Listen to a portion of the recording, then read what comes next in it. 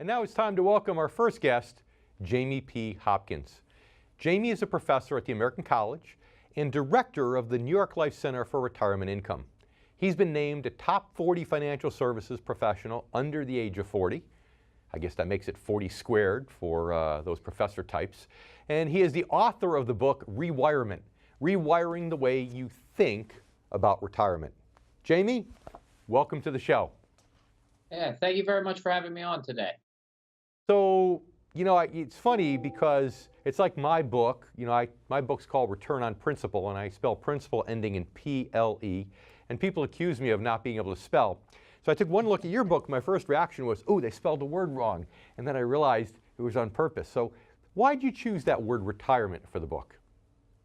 Yeah, so actually, it's funny. I've had a couple people send me that and say you misspelled retirement right at the beginning, and I then bet. if you take a look and you see, if you read the book, you get it. But really, the kind of word and title kind of came to me around that a lot of people actually understand some basics of financial planning, and they learn how to pay their mortgages and credit cards and save over time. But once you get to retirement, everything kind of gets flipped on its head, and you really do have to change the way that you think. That average returns, they may not be as important anymore. Cash flow really becomes king. And there's a lot of changes that people just haven't lived through before. So I thought that was a really important kind of theme for this book and really why I wanted to write it. So you mentioned something there. It's a topic that's near and dear to my own heart. So I'm going to ask you the question, but remember, you're talking to our audience, members of the income generation. You're not teaching a class. So try in as simple terms as possible to qualify why you made the statement that average return isn't as important anymore once you're retired. Yeah, and this is something you said, take it down to other people when I'm not teaching a class. It's something we often refer to sequence of returns risk. Now, what that really means is once you're spending money in retirement, if you get really bad market years, investment years early on, we get 2008 again, and people remember that. If that occurs early in your retirement, what happens is you spend down your assets faster than somebody who gets good returns early in retirement and bad returns at the end. And that concept really doesn't bother us too much while we're saving, but it's a huge deal when we're actually spending assets in retirement. Yeah, and what I like to talk about, and you're welcome to use this in your classes, but only if you give me credit for it, is I call it reverse dollar cost averaging when people are taking withdrawals every month from, let's say, a mutual fund. Because everybody knows that dollar cost averaging is a good thing, even though they may not understand why. They've had it drilled in their heads for so long. 401ks put money in every single pay period. If you put the same amount in, you're dollar cost averaging, which for our audience, of course, is simply buying more shares in the months the market's down and buying fewer shares in the months the market's up. So you're getting your average cost down. And of course, investing is simple, not easy. Buy low, sell high, right? So dollar cost averaging helps you buy low. The problem is once you retire, the opposite is true. Now you have to sell twice as many shares in the times when the market's down, which means now you're getting your average sales price and you're pushing it down. And that makes the cannibalization of the principal that much faster. But Jamie, do you see, and if so, tell us why people have sometimes a tough time making that paradigm shift from looking to average returns or maybe looking from being more aggressive to more conservative. Why do you think it's difficult for people? Yeah, I mean, it's difficult because we teach you, right, and to save that way forever, right? You spend the whole working career thinking about, okay, I need to look for good average returns, dollar cost averaging, saving, not spending down principal. Then all of a sudden, right, as I said, you get to retirement, all of a sudden you're pulling money out of this, you're selling stocks and selling and buying, right? We know that those are, while there's somebody always doing that on both sides of the transaction, who the seller is and who the buyer is, they're looking at much different things. And when you're in retirement, you need to make income to get by on every week, right? When the stock market tanks, it's almost like losing your job. And that's actually how I often talk about it to people. It's like losing your job. So when your job goes down or you lost some income, how do you get through that time period? Are you going to cut expenses? Are you going to generate income safely from somewhere else? And that's where we start getting a little bit more conservative sometimes with our investments in retirement. And those are great questions. And if people actually sat and thought about what would I do if the income stopped, I think that might help. We can take a commercial break. We'll be right back in a minute. Stay with us, Jamie. And you stay with us, too. We have more from Jamie Hopkins on the income generation. Now it's time to welcome back Jamie P. Hopkins, author of the book, Rewirement. So, sorry to cut you off a little quickly there, but what you're saying, I always talk to people about, if people sit there for a second and if they honestly try to decide, okay, if the stock market drops, I can't take income this year because I don't want to be selling more shares than I need to, then what am I really going to do? Am I going to live on a lot less income? Am I going to be willing to spend principal and maybe my money won't last as long? Am I going to go back to work? What am I going to do? And I find that psychologically, sometimes if you get people to sit and think about that, they a lot of times realize that none of those choices is very appetizing.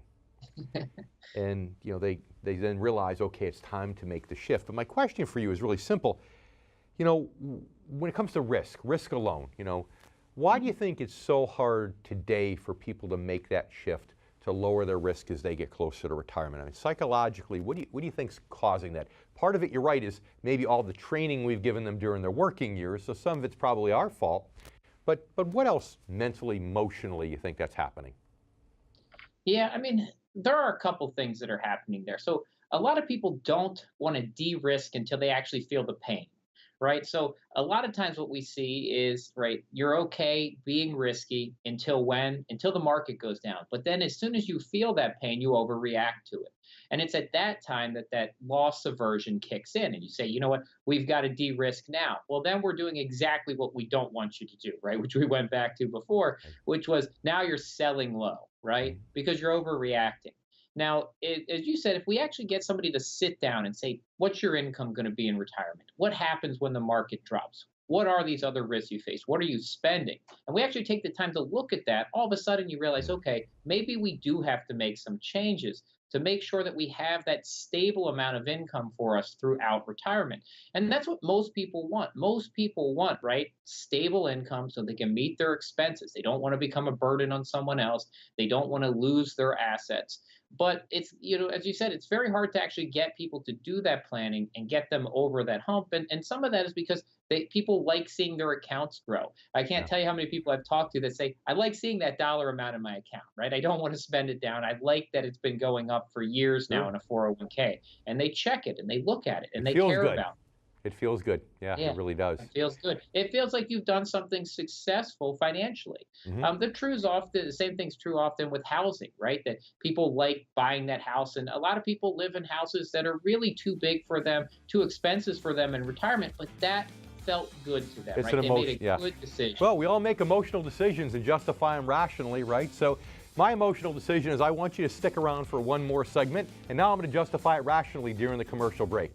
Stay with us. We'll be right back on the Income Generation.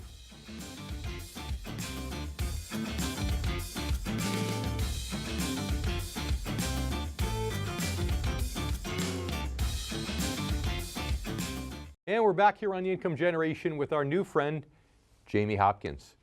So, Jamie, what do you think of this? I always say that I think part of the reason that this generation, this baby boomer generation, has a tough time with this concept of risk reduction as they approach retirement, because their earliest paradigms with investing, for the most part, is the stock market of the 80s and 90s, which, as you know, went almost on a straight upward trajectory. And in life, a lot of times, it's our earliest paradigms that shape our experiences. And even though they may not have felt that at the start of this new century, it's hard to break that stock market addiction. I mean, do you think that's any part of why this generation is have a tough time making that paradigm shift toward income when they retire? Yeah, I think that's a big part of it. So I think there's kind of two pieces there. One, as you mentioned, the stock market in the United States, and it has been phenomenal, right, for a long period of time. As the early 80s, fantastic. And even things like CDs and bonds were giving you 12% in the early 80s. And then people think, okay, well, I should be getting those types of returns through retirement. And as you said, that was ingrained in them at a young age. The other thing is they actually watched the previous generation kind of go through retirement and be okay. they had pensions, and they had maybe more Social Security income depending on kind of how you look at that for inflation, and they made it through, and it worked, right? The greatest generation got through. Now you have a group that's saying, well, they did this, and they didn't know anything more about investing than I Mm. do. They didn't, and they're not kind of taking that real look that the pensions really are a much different risk system than a 401k, IRAs, and your individual savings. And so I think there's some of that going on too. They watched a group do this successfully, or mostly successfully, but they didn't see them have to make some of the changes that baby boomers are going to have to Hmm. make, and then next generations will have to Sure. make too. That's an interesting point. It's kind of a false sense of security because they looked at their parents. My parents had $200,000 and they retired fine. Of course they did that, a huge pension and so on. So how about men versus women? You talked about people liking to watch the balance sheet go up. And I find that a lot of times men, and I want to see if you see this, but men being more aggressive, right? We're men, we have testosterone. A lot of us played sports when we were in school.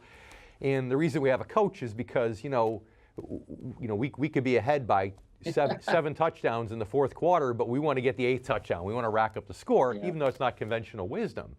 So do you find that men have a difficult time with that more so than women for that reason, just how we're wired?